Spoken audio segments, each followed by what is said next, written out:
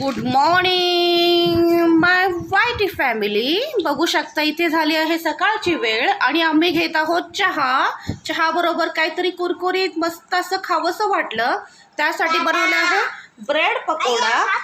आणि काल रात्री वडापाव केला होता, मग त्यातले पाव शिल्लक होते आणि वडा देखील उरला आहे. ते आम्ही मुलांना देणार नाही, ते देखील आम्हीच मस्त करणार आहे. आणि काल पुरी भाजी देखील बनवले होते, तर त्याची पुरी देखील उरलेली आहे, तर ते देखील आम्हीच खाणार आहे, मुलांना शिळं नको म्हणून. बघू शकता आता हा आम्ही मस्तपैकी असं छान नाश्ता करणार आहे. परी दही खात आहे सकाळी सकाळी.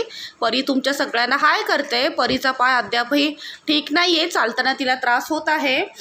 पायाचा वर करून करून चालतं आहे माझं लेकरू.